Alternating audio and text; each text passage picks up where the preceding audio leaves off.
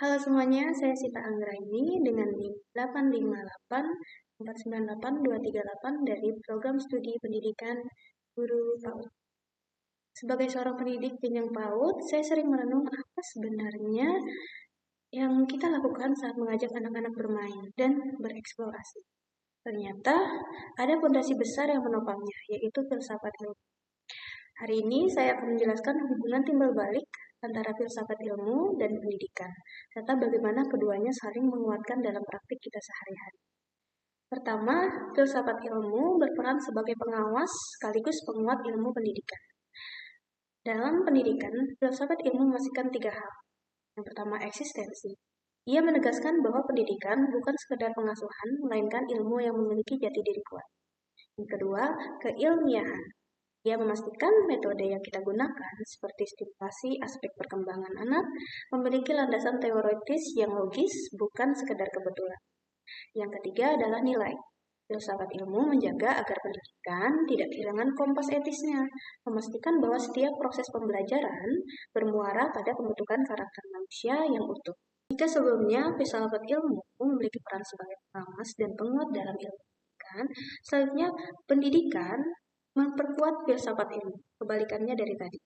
Nah, pendidikan yang bermakna juga memperkuat perkembangan filsafat ilmu. Dunia PAUD adalah tempat laboratorium hidup, atau kita sebut ya, laboratorium hidup. Nah, ketika kita menerapkan pembelajaran yang bernilai, muncul fenomena baru mengenai cara manusia berpikir dan belajar. Hasil refleksi kita sebagai praktisi pendidikan memberikan asupan data bagi filsafat terus memperbaharui teorinya.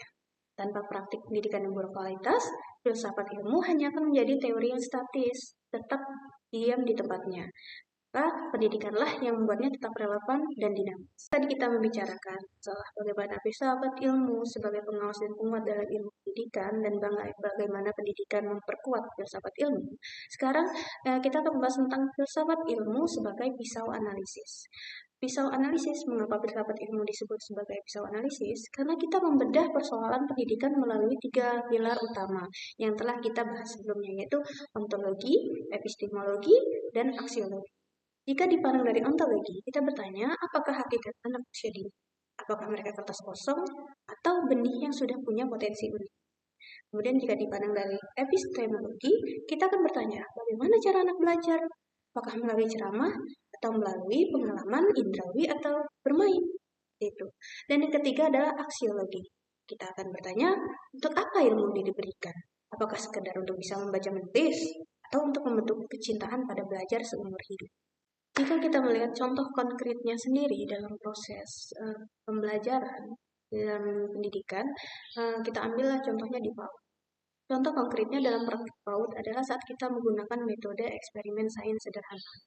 Secara ontologis, kita memandang sains bukan sebagai hafalan, melainkan sebagai proses inquiry anak terhadap alam. Secara epistemologis, kita menggunakan pendekatan scientific approach, mengamati, menanya, dan mencoba, sehingga pengetahuan tidak diberikan, tapi ditemukan oleh anak sendiri.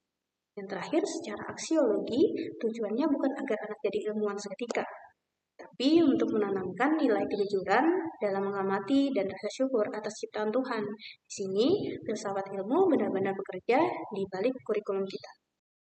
Sebagai kesimpulan, filsafat ilmu dan pendidikan adalah 2 hal yang saling menghidupi. Filsafat memberi kita arah dan pendidikan memberikan kita makna. Dengan memahami hubungan ini, kita bukan lagi sekedar mengajar, tapi sedang membangun peradaban dari akar yang paling dasar.